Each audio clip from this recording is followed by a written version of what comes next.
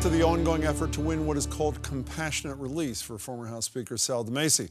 Federal Bureau of Prisons recently denied the request based on the finding that DiMasis can, quote, dress and feed himself, a determination being challenged by my guests.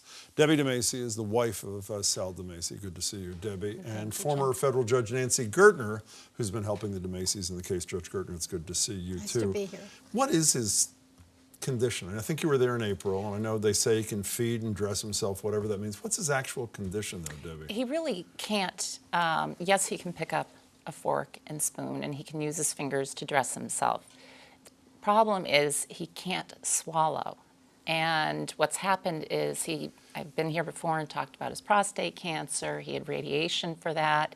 And as a side effect of his, the radiation for prostate cancer, he can no longer tolerate the nutritional supplements, Boost, and so on and so forth like that. So that is where he was relying on calories, and he can't get the caloric intake he needs any longer because he can't I hate swallow. every time you hear having that. Is he dying? I mean, is that what's happening? I'm very concerned. I think this is a very dire situation that if he does not get compassionate release, yes, because he doesn't have the option of having a feeding tube and having the supplements put in because he can't tolerate them. Judge Gertner, what are the criteria for this compassionate release thing, which isn't given out many times, right. 100 or so a year? What are the criteria? What do you have to do to meet the criteria to be released? Well, first, it's actually a new category since 2013. The Bureau of Prison was under enormous pressure because they had reserved compassionate release for people who were literally at death's door. So this is a broader category. It's 65 or older, chronic condition, substantially diminishes your ability to function in a correctional environment. The Bureau of Prisons found that because he can feed himself, literally lift a spoon to his mouth, he can nevertheless his ability to function is not substantially diminished. He can put a spoon to his mouth. He can't swallow. And he periodically needs operations to expand his throat. It really is torture, not imprisonment. So what's the agenda? Is this basically to punish him for some sin that he didn't say what they wanted at a grand jury about the probation department? I mean, it sounds to me like he meets the criteria and then some. Right. So what's going on? It's interesting. I actually don't think it's punishing Sal DiMasis because, in fact, the Bureau of Prisons is punishing everyone. Right.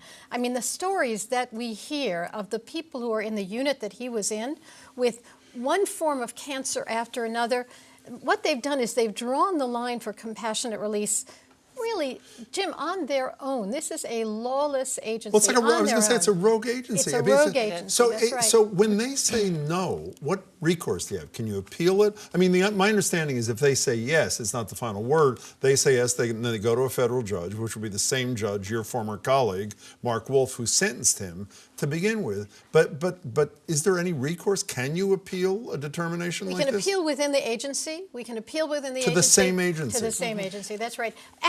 But there's no question we're exploring other options. You know me. Appealing within the same agency 9,000 times and getting the same result is not going to work. So, speaking of the rogue thing, Mark Wolf, when this all started, and I've had this discussion with you a lot of times, I thought your husband should go to jail. And I didn't think he should get a death sentence. I should be clear about that. Mark Wolf himself, the sentencing judge, who was harsh in terms of the term, said his recommendation to the Bureau of Prisons was keep him close to home. He did. Right. He's not a gang member. He's not. Right. So they reject even his determination, and they don't have to explain it at all, correct? Right. For the 17 years that I was on the bench, I made recommendations over and over again, which were regularly ignored. No, this is an agency that is beyond the law in many ways. How does your husband react when there are these setbacks? I assume hope goes up and then hope dissipates. How does he react when he hears these things? It does, but he is amazingly mentally strong, and he continues to hold out hope that at some point the right thing will be done. Speaking of the right thing, that there have been a bunch of people. The other day, the Speaker of the House and the Senate President said, we support this notion. A bunch of fairly important people elected, unlike the Bureau of Prisons. Let's hear from a couple of people who've been on the show saying they agree with these people. Here they are. He meets the factors for compassionate release. He's over 65. He's got serious medical conditions. He can't even eat. He has surgeries every month, multiple cancers, and he's served more than half his sentence, which is what the federal guidelines allow. Sal has been sick a couple of bouts now of cancer, and that's why the intent of this program was set up for compassionate release for prisoners that need that ability. I think it's long overdue. I think that somehow somebody's trying to prove a point that they can be tough on white-collar crime. And the governor went on to say, at least have them closer. Right. Do these voices matter? Again, elected officials. Virtually the whole political infrastructure in the state has said, do this. Does that matter to these people or no? Well, so far it has not mattered. But you know, as I said before, we're exploring every option that there is. How about the U.S. Attorney herself who prosecuted this case? If she spoke up, which she has not, correct? We've been talking to her. We've been talking to her. They are considering this now. They're considering this application now. What does that mean? It's been going on forever. The guy is is she going to do it or not? I don't gonna know. do it? I don't know. But we're considering it, and we're hopeful. What does this do to you? I mean, I don't know how you, you saw him in April, you speak to him occasionally on the phone, you often tell me you can't afford even to go down. What is this doing to you? It's not an easy thing to deal with, but I love him very much, and I don't want to see him suffer, and I feel as though I'm doing the right thing by fighting for his rights. And I have an incredible team by my side, and Nancy is an incredible sounding board.